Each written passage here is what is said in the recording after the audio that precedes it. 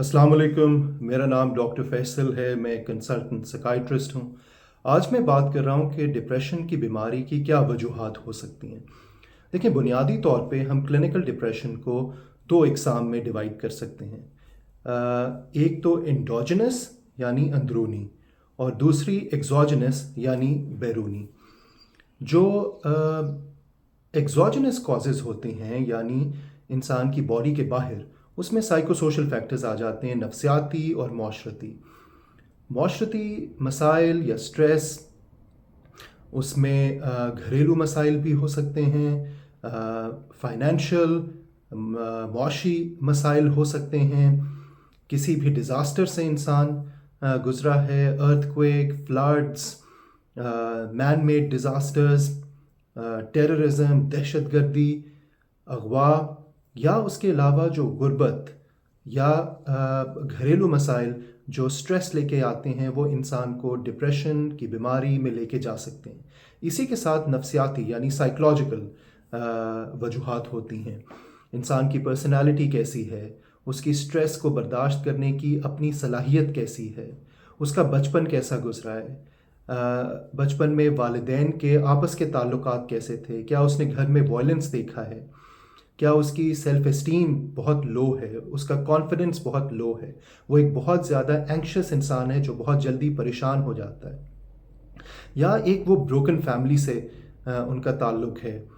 हर case में नहीं, लेकिन कई केसेस में ऐसा होता है कि बड़े होके वो क्लिनिकल डिप्रेशन का शिकार होते हैं। पेरेंट की डेथ हो जाना, डिवोर्स हो जाना, सेपरेशन हो जाना।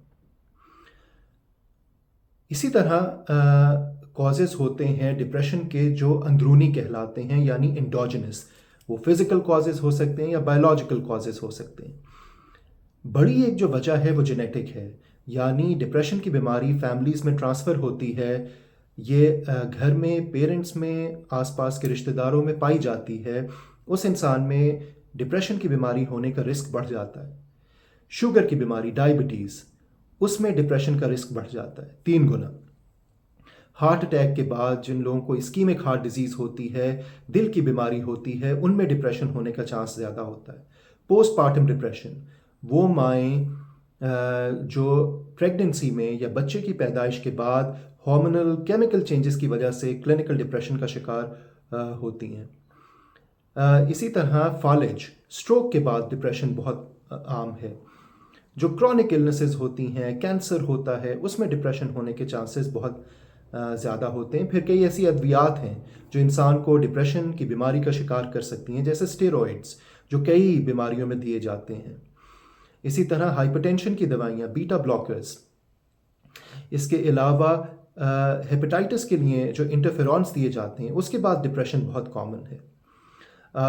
इसके अलावा जो नशे की अद्वियात हैं, कैनबिस, चर्स, ओपियोइड्स, हेरोइन, नींद की गोलियां, बेंजोडाइज़ेपिन्स बहुत कॉमनली प्रिस्क्राइब की जाती हैं, और वो डिप्रेशन की बीमारी में ले जाने की बहुत बड़ी वजह है।